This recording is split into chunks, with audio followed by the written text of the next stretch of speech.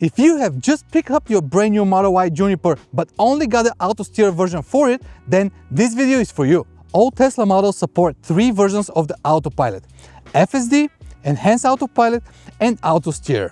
The first two give you the option to automatically re-engage its autopilot when you do a lane change. However, the Autosteer option requires you always to manually re-engage it after you complete a maneuver. And this is where our Commander tool comes in. It creates powerful automations that re-engages your autopilot after you do a lane change, even on the basic Autosteer option. Let me show you how it works. After you plug in the Commander at the front right A-pillar, you need to visit the Sexy app, activate the feature, and set up a timer, but more on that a little bit later. Then, when you start driving, you have to activate your Autosteer the normal way by using the right scroll button, just like so. And whenever you want to change lanes, first you need to activate your blinker.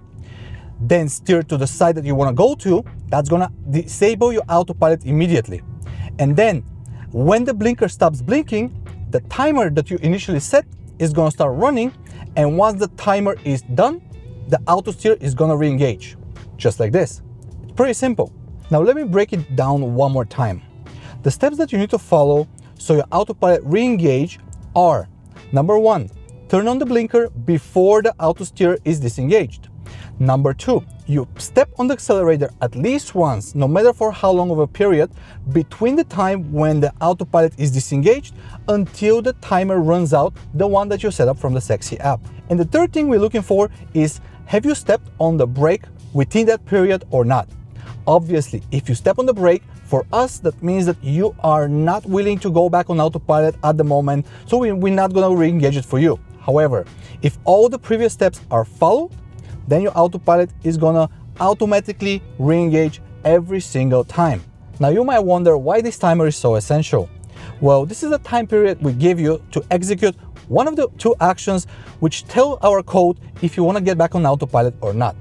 One of them is to step on the accelerator. Yes, this car doesn't have cruise control, which means that every time your autopilot is off, the region braking is going to kick in and your car is going to slow down. So we give you that time to step on the accelerator at least once to tell us that you want to get back on autopilot. And also, if within that time you step on the brake, for us this means that you're done driving on Autosteer, so we're not going to re-engage it for you.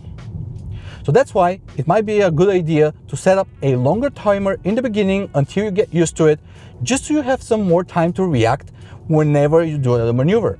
Oh, and there is a minimum speed limit option right at the bottom. This feature is for those who do not want the Autosteer to re-engage under a certain speed limit, just like me. I do not prefer to drive on Autosteer in the city, so that's why I have set it when the car drives under speeds of 50 kilometers an hour, the Autosteer does not engage, but when I drive over, it does. But anyway guys, it's an amazing feature. You should definitely try it out because tons of people are already using it. It's gonna totally transform your driving experience on autopilot, and it's gonna give you the sensation that you have enhanced autopilot without having to spend 2,000 euros. Thank you for watching this video. I'm gonna see you in the next one.